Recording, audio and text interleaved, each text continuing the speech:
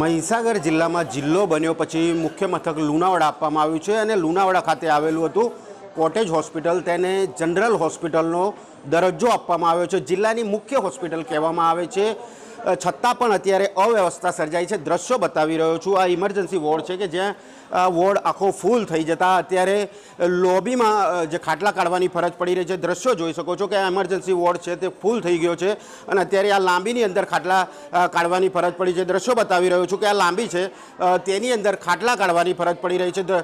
દર્દીઓ અંદર દેખાઈ રહ્યા છે। દેખી શકો છો આપ દ્રશ્યોની અંદર કે અલગ અલગ જે ખાટલા છે તે બહાર કાઢવામાં આવ્યા છે અને દર્દીઓને અંદર સુવડાવી રાખવામાં આવ્યા છે અને સારવાર કરવામાં આવી રહી છે। કહી શકાય કે જનરલ હોસ્પિટલ મુખ્ય મથક કહી શકાય લુણાવાડાનું, ત્યાં જનરલ હોસ્પિટલનો દરજ્જો આપવામાં આવ્યો છે અને જિલ્લાની તમામ પબ્લિક છે તે આજુબાજુથી અહીંયા આવતી હોય છે, પરંતુ આવી અવ્યવસ્થાને લઈને લોકો પણ હેરાન પરેશાન થયા છે। દવાખાનાની અંદર પૂરતી વ્યવસ્થા પણ ન હોવાના અહીંના દર્દીઓ છે તે પણ જણાવી રહ્યા છે। બેન, શું કહેશો?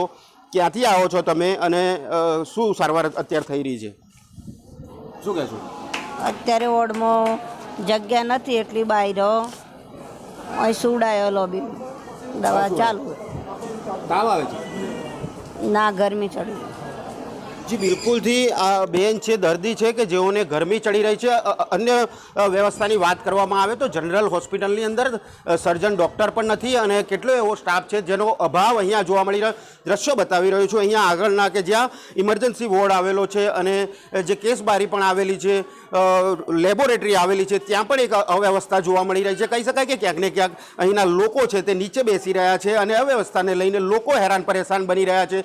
દ્રશ્યો બતાવી રહ્યો છું કે અહીંના જે અવ્યવસ્થા સર્જાઈ છે, દેખી શકો છો આપ કે અહીંના લોકો છે તે હેરાન પરેશાન બની રહ્યા છે। લેબોરેટરીની અંદર પણ પૂરતી વ્યવસ્થા ન હોવાના કારણે લોકોને બહાર જવું પડી રહ્યું છે, નીચે બેસવાની ફરજ પડી રહી છે, તો ક્યાંક પાટલી પર સૂઈ જવાની ફરજ પડી રહી છે દર્દીઓને।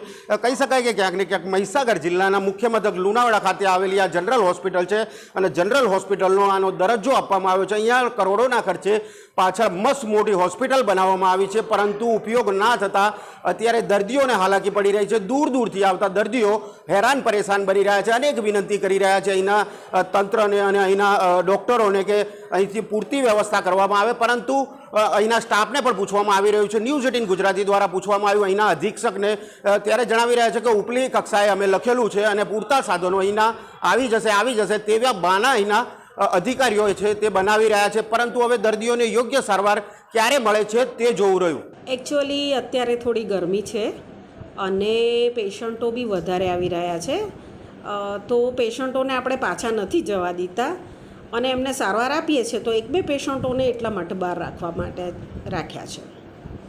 નવી બિલ્ડિંગ બની ગઈ છે, લોકાર્પણ પણ થઈ ગયું છે, છતાં પણ ત્યાં ન લઈ જવાતા અહીં અવ્યવસ્થા ઊભી થઈ છે।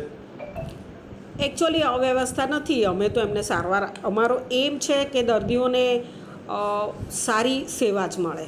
હવે નવી હોસ્પિટલમાં એવું છે કે હજુ એ બિલ્ડિંગ હેન્ડઓવર નથી થયું, થોડા ઇલેક્ટ્રિકના અને બીજા ઇસ્યુ હતા થોડા સાધનોના, એટલે એ આવી જાય એટલે થોડા વખતમાં હેન્ડઓવર થશે આપણને। ખાટલા પણ બહાર છે? શું? હા, ખાટલા બી બહાર છે। અંદર રૂમ ભરાઈ ગયેલા છે કે જે રૂમ જનરલ વોર્ડ છે ફૂલ થઈ ગયો, એટલા માટે બહાર ખાટલા મૂકવા મળ્યા।